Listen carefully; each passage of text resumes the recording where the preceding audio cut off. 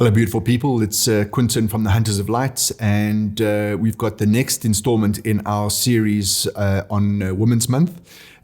This time we're talking to Angie Batis Durrant, and she's going to be taking us through some of her fashion and food photography, and also just coming at it from a very different approach where, you don't need all the gear, you don't need expensive studio space, lighting, etc., etc. It's really just about pushing the creative idea. And I think a lot of people forget that. At the end of the day, whether the photograph is technically brilliant, whether you've got all the bells and whistles, 17 lights, catering staff, etc., etc. If the idea or that you're trying to convey is not a great idea, it's not always going to make a great photo. So it's important to push those sorts of things and make sure that you've got a great idea to start off with, and then build it from there. Also, it's important, as she mentions, shooting manual. Once you start shooting manual, the whole world opens up. Right. So if you're a first-time viewer, thank you very much. I know that you'll enjoy this, so keep watching until the end. Remember to like, subscribe, hit the notification bell, etc., etc. If you are already a subscriber, awesome. Thank you. Really appreciate it. And then last but not least, on the Hunters of Light website, we have merchandise like this one, Smile, and I might flash you. Take a look over there. Check out what we've got on offer. Make us a purchase. That's one of the ways that you can support the Hunters of Light initiative. All right. So I think let's get on to Angie. Oh, there is one thing that I need to point out. At some point during the conversation, the joys, the benefits, the pros of working from home with a family are highlighted. I think it's so cool. So Rex wanting his milky tea. I'm sorry I delayed that process for you. But yeah, all right, let's do it. Cue the intro. Cue the intro.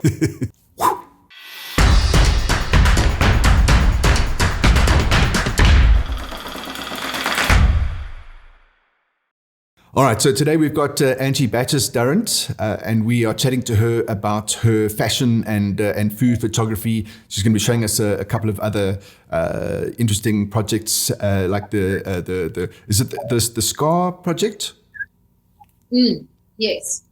Cool. All right, so a couple of questions before we get going, because this is the theory part of the session today. It's your elevator pitch for what is Lucky Pony and what do you do as a photographer?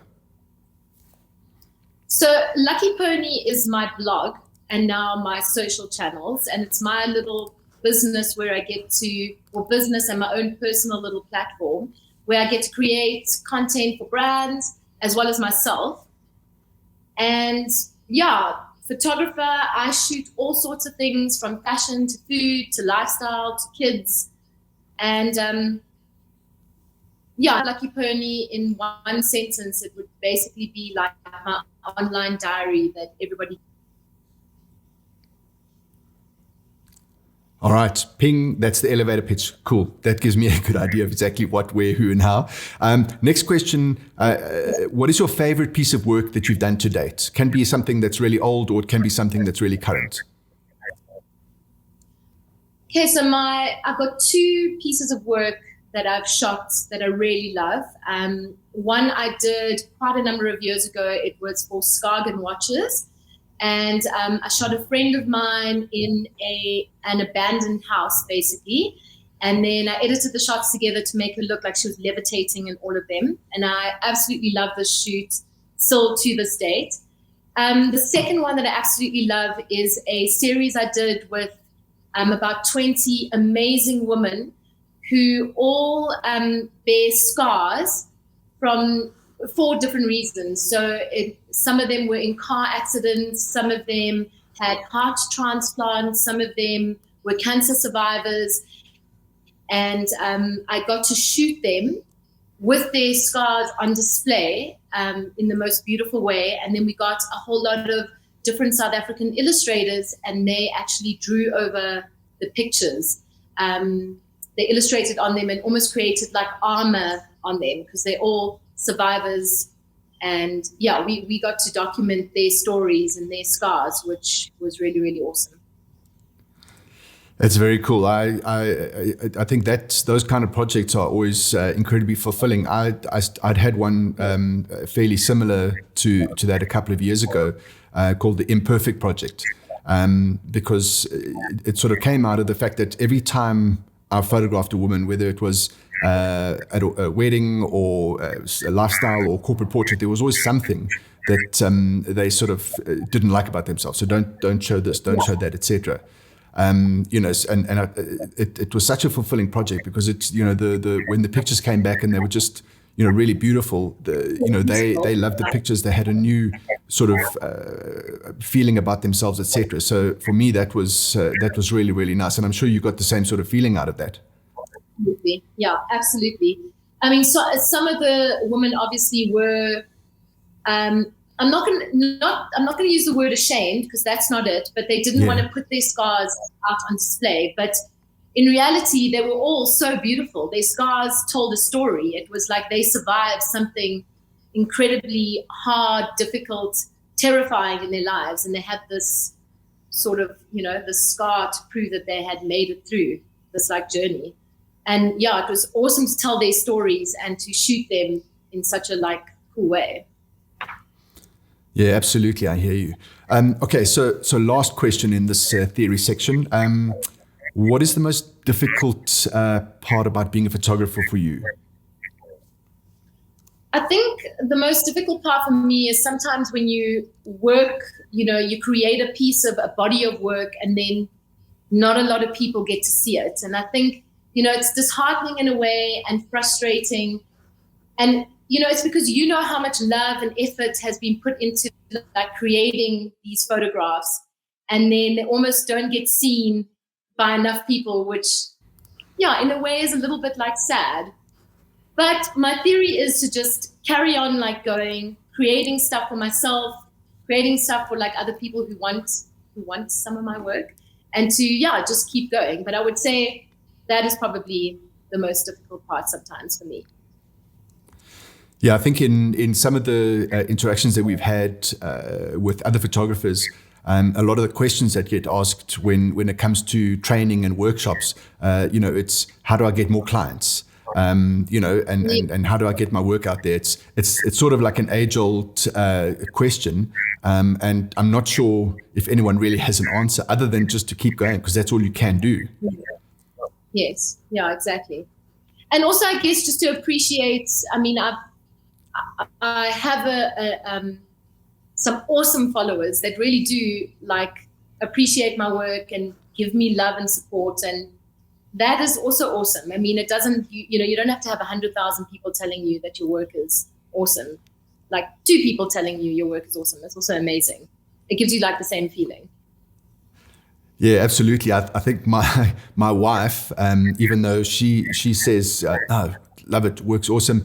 I have a problem with that because she has to, she has to support me. She's the last line. So she finds it incredibly frustrating because I say, oh, but you have to say that, but it's true.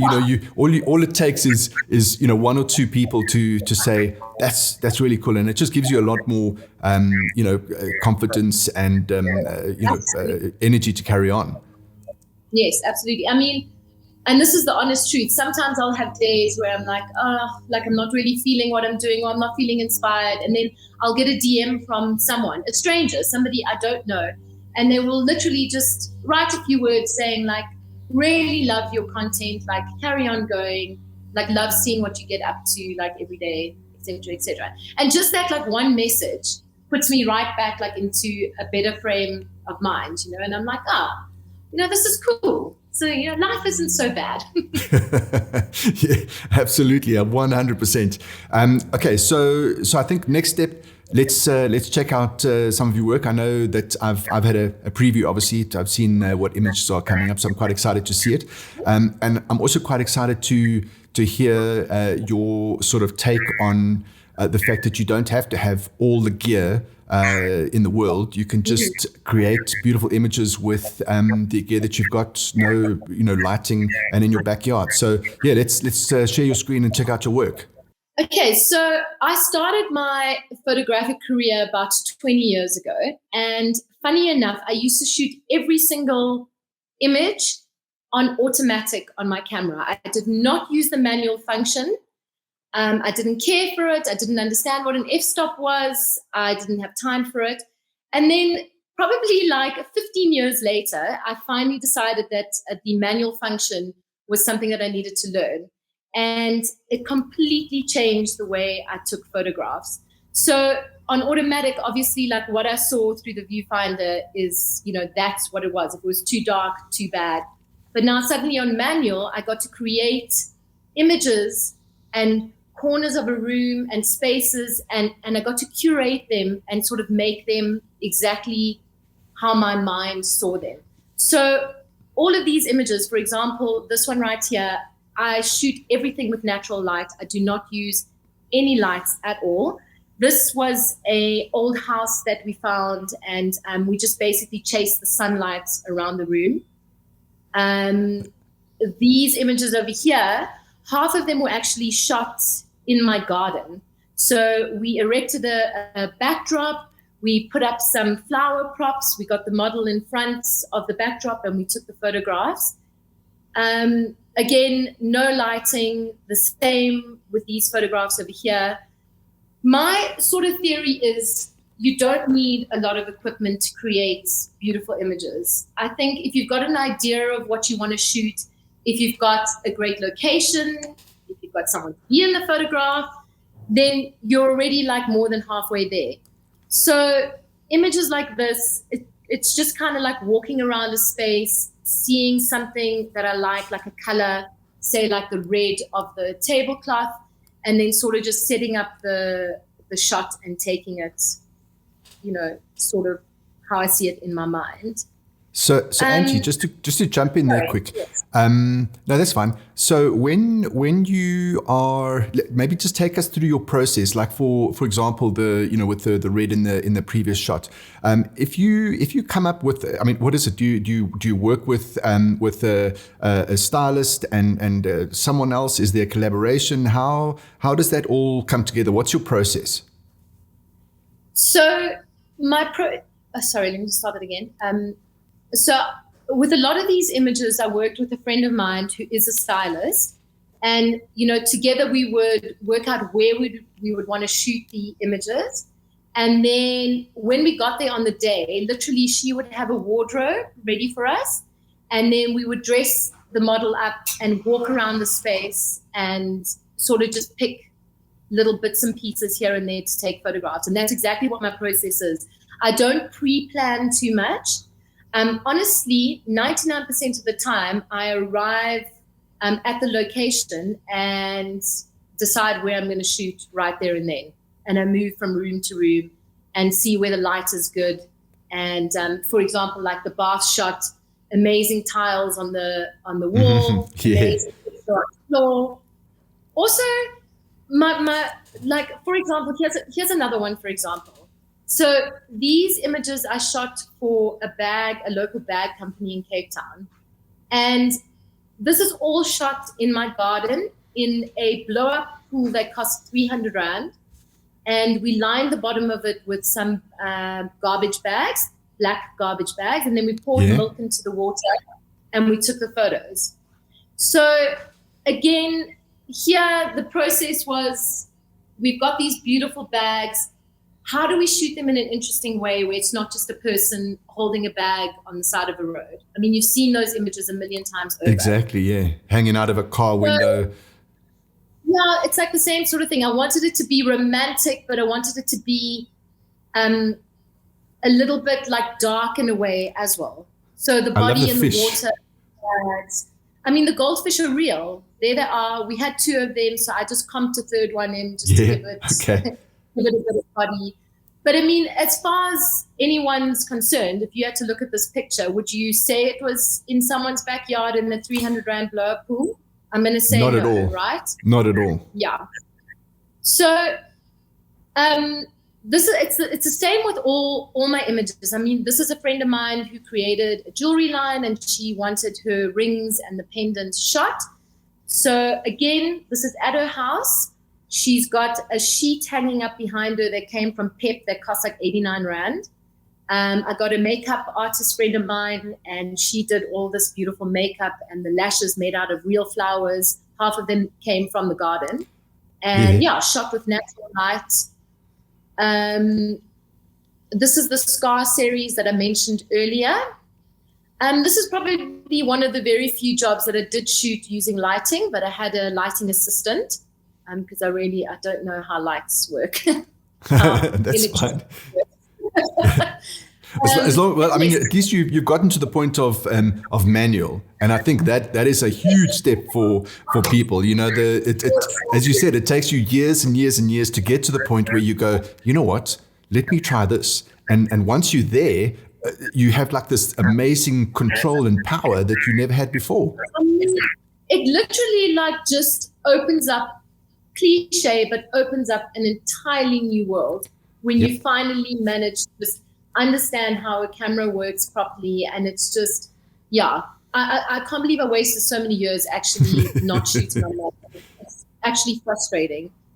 But sorry, here's another two. So the girl on the left had a heart transplant. The girl on the right, cleft palate. And I mean, the girl on the right, super insecure about her face because she says people often like would make remarks about her face being skew. And, you know, people are ruthless. Humans don't have like boundaries, you know. But I mean, she looks beautiful in this photograph, like absolutely beautiful. Absolutely. So yeah, like I said, this was one of those projects that I absolutely loved shooting. I really like the illustrations that, you know, like you said, the body armor on them. I think it just you know, elevates it to another level. Really love it. Absolutely, yeah. I mean, here, like the girl on the right, you can see all the scars on her arms and stuff. She used to cut herself a lot. Yeah, very, very emotional project to work on. Yeah. So this is another interesting project that I got to work on with my stylist friend that I chatted about, Adie. She's amazing. This is Desmond and the Tutus, one of their music videos. And we got to art direct and style. And then I took some behind the scene photographs. So this is all, again, I mean, the guy on the left, it's actually a guy in a blanket outfit jumping up. So this was also like a very fun to work on. And I get to do that sort of thing sometimes too, like on the art direction side of things, because I am actually an art director. Fantastic. So a lot of my photographs and stuff, I art direct them all myself. So this is another very cool project we got to work on. It's a site that it houses like a whole lot of local labels and craftsmen who make things like these baskets, these knitted monkeys, like all sorts of curios, like that sort of thing. And they asked me if I could do a product shoot for them. So instead of just piling up a bunch of baskets and taking a picture, or like taking a picture of a knitted monkey, Adie and I thought it would be interesting to create these or like pieces out of them, clothing, like a head, this magnificent head thing that this lady's wearing, and showcase the product in a more like interesting way. So again, that's also part of my thought process. You know, often when I get briefed on something, I come up with like an idea that I attach to it rather than taking like the simple route. I'll often go the very complicated route of like needing to make now like an entire outfit out of monkeys. But you know what? At the end of the day, it's so satisfying to like be able to push your imagination and your creativity. And, you know, when you work in a team with someone who also like understands your thought process and your creativity and is just as creative, you know, you the end results are always so cool. Yeah, and you kind of bounce off each other to create some really cool stuff. This as well, this was an abandoned house. It was actually really spooky with shattered glass all over the place. And the people literally just left a whole lot of their stuff in the house.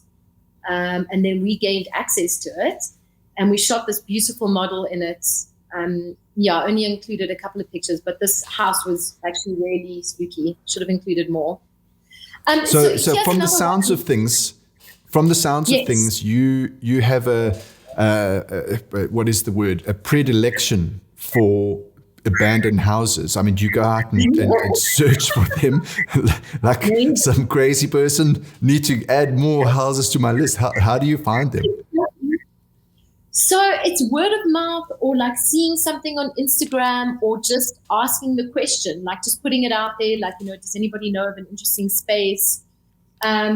You know what's cool about abandoned places, etc., is that they always have such interesting textures, like you can't art direct that stuff.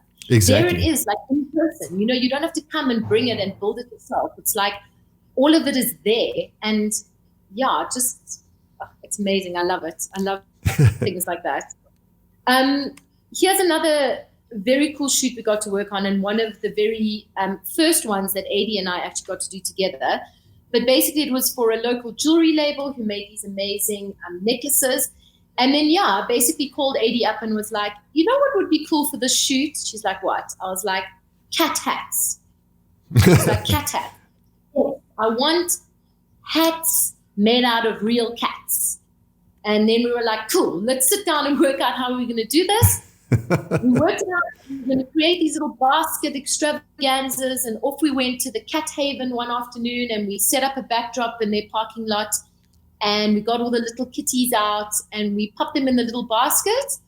And we had like a little feather set up, and the little, we kind of dangled the feathers above the cats' heads, and they all looked in the right direction, and boom, got my cat hat shoot. So wow. There's a bunch of other things that are part of the series, but super fun. And hopefully interesting. I don't know. What do you think?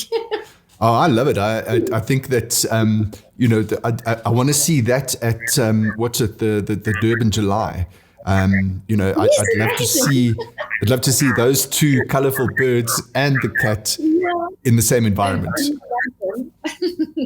I love it. I think it's so cool. For sure. This is another shoot. I mean, this is a bit more sort of straightforward, but it's a great brand that I've done a couple of shoots for, who make these awesome handbags.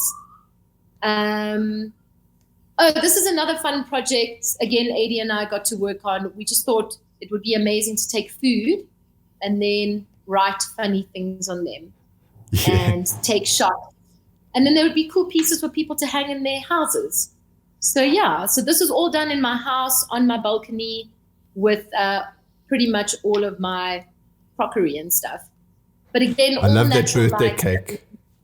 Yeah. I baked that cake, Nice.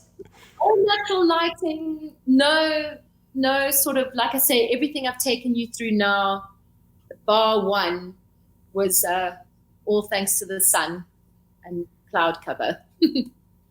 No, it is amazing what you can do with very minimal equipment. I mean, our profession is obviously there's a creative element to it, but the technical side of things, is once you understand the basics of how light works and what you can do to manipulate it actually you can create so much just with a window light. But that's what I wanted to say. Like,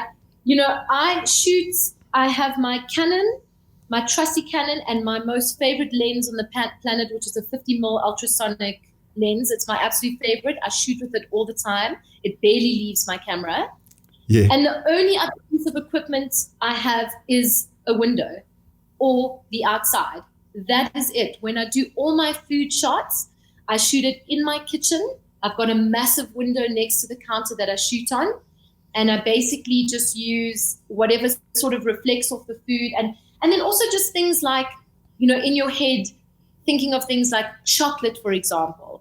Mm-hmm. If a light shone on a chocolate, then it would get a reflection off of it. So, it's just understanding things like that, or like placing something down on a plate. And if the shadow falls to the left, maybe, turning the plate slightly so that the shadow is not so dark on the left. Yeah. Do you know what I'm saying? Absolutely. Maneuvering just that you have and using what you have around you to manipulate like sort of what you're seeing. I hope I'm making sense. I hope I'm not. No, absolutely. And the thing is that the longer that you do these things, the easier it becomes, because you almost know exactly what you're going to do before you do it, because you know that the light is going to come in a certain way and you want to fool the shadow side a bit. So you just go boom, boom, boom, boom, boom. And then it just becomes about the creativity as opposed to worrying about how you're going to get the shot. Exactly. Yeah, I mean, I wanted to do this, just speaking of food shots, I wanted to show you guys like how my food photography has evolved. I mean, I'm not going to call myself a food photographer because I'm not, because I don't know all the tricks of the trades, like using mashed potato instead of ice cream and like all of that. But I basically pulled off, look at these shots on the right, how hilarious. These are how I used to shoot food when I knew nothing about cameras. And then the one on the left is how I shoot food now. So just to give you an idea, I mean, like, look at the ones on the right. I don't care what's in the background. Like, the lighting is terrible. The angles are terrible. So it's just, I think, and then, the one on the left is like, there, I've put a bit more thought into this. I've popped a ground up. So you can get those for like $400 online. And, I've thought about how to stack the food, what would be nice. Like a pouring shot is always nice because it adds a bit of action to the photograph. Yep. And there, boom. That didn't take that long to stack the waffles and the ice cream up. Got my husband to pour the chocolate, and that's it.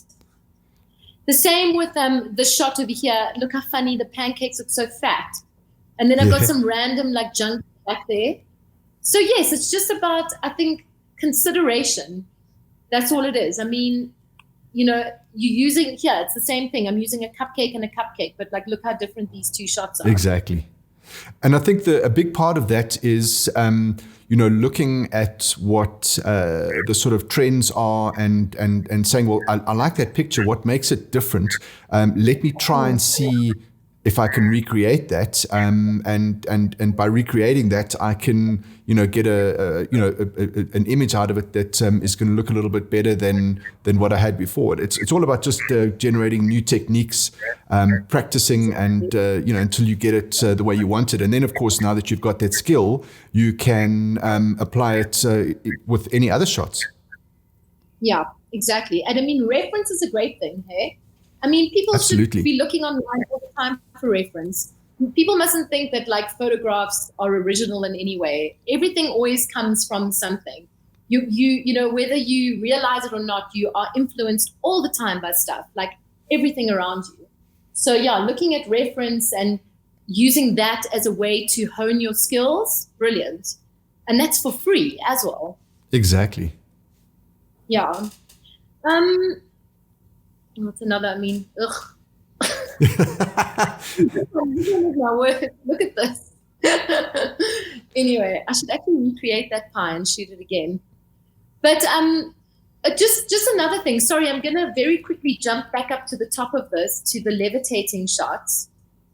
Because, Photoshop is another, tool that I absolutely love. And I'm sure a lot of people here love it too. But like, Photoshop, it's like your best friend as well. Exactly. It's, help you get to create like images like this.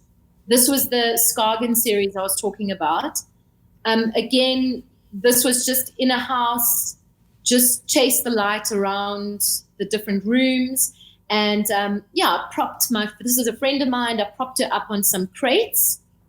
And I had another person standing on the left-hand side who held the dress. And then when I counted 1, 2, 3, they let the dress go, which gave me the movement.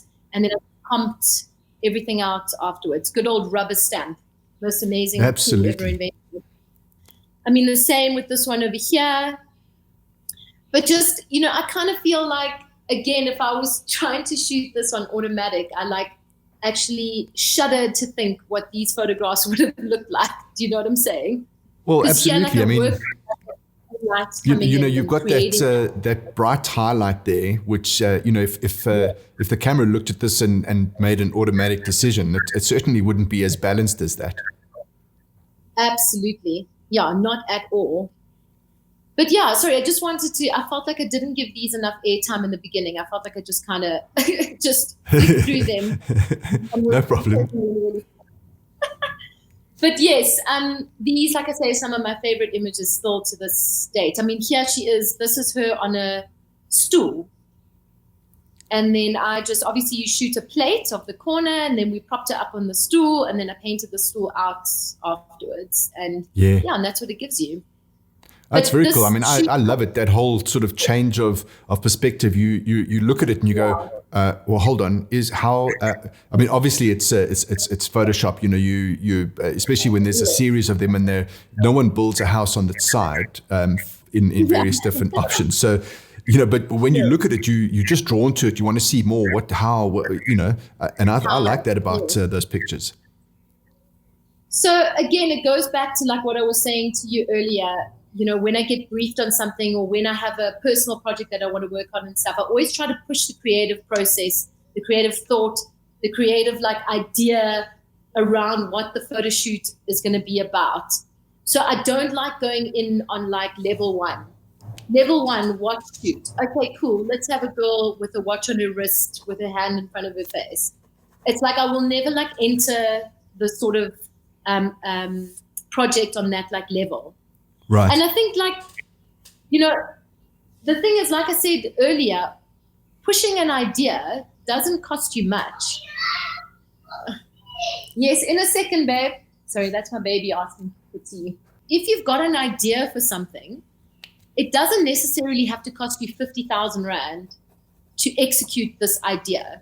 You know, just think about, in a smart way, think about how you could possibly execute something that in your head is like pretty fantastical, but in real life, you know, for example, like I said, the sort of girl floating in the water with the bags, literally that shoot cost us maybe 700 Rand. Yeah. Do you see what I'm saying? And Absolutely. It's like you bring the idea to life in a smart way.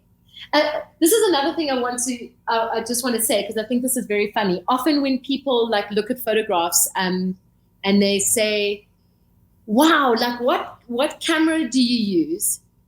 Because the picture is amazing. And I always find that quite funny, because yes, the camera is amazing. Like, don't get me wrong. Amazing camera, but also it's the person behind the camera. And I always find it so funny, because it's like the camera always gets like all the glory. Yeah, the camera's the hero. Yeah, it's the camera's the hero. And you want to say, yeah, but don't forget, there's a person holding the camera and pressing like a set of eyes looking at it, you know, like working it out, like technically, you know. I always find that quite funny. And probably, and it doesn't have anything to do with what I was talking about previously, but yeah.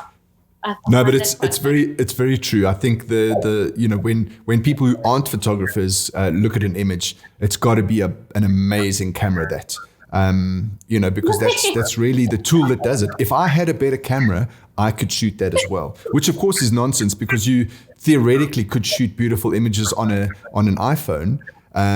You know, but it's all about the eye and the idea, and as you said, pushing that creative idea. Pushing the creative idea, exactly. And I mean, don't get me wrong, having an amazing camera, yeah, definitely helps. Like depth of field, absolutely, it totally helps. But yeah, just it's a good partnership, I think. Let's say that. Camera, no, absolutely. I mean, I was speaking to Craig Kuleski, who I've also done a creative showcase with, and you know, I was saying to him that, you know, you don't have to have the best gear, but I tell you what, having the best gear can do, you know, because of the technology, it can do some incredible things. But at the end of the day, it still comes back down to what is the intention, how are you doing it, and making, you know, beautiful photos with the equipment that you've got. Exactly. Yes. Exactly. Cool. Thanks, Angie, for taking us through your images. I really like the way that you you know, we're quite conscious of the fact that you wanted to get across that you don't have to have the best equipment. You know, you can get together with a stylist, collaborator, etc., in your backyard with a plastic pool to get the shots that you want. Yeah. Absolutely. No. And I'll stand by this way of working till the day I die. No, fantastic. I mean, I think it's because it's important. You some of us have got, all the gear that we want and spend a lot of money on it, et cetera, et cetera. But in order to do what you do, you don't have to have all of that. I think as you mentioned, you need to like push that creative idea. What is the concept? Where's it going? What you want to do, and then find a way to do it without having to spend a Brazilian bucks. Absolutely. Yeah, arm yourself with a window, a nice camera like this. Just get yourself because a nice camera takes nice images. Remember that. Yeah, remember that, guys. and just a bit of imagination. Cool. And off you go. Absolutely, cool. That's awesome. All right, so for those of you who are watching this for the first time, thank you very much. I really appreciate it. Thank you for watching this far. Remember to subscribe, like, hit the notification bell, all of those good things. If you are already a subscriber, rockstar, really appreciate it. Angie, thanks for your time. I know that Rex is wanting his milky tea. I'm going to let you go and enjoy the rest of the day. Thanks, Angie. I appreciate it. Only a pleasure. See you later. Bye. Cool. Cheers, Ange. Bye.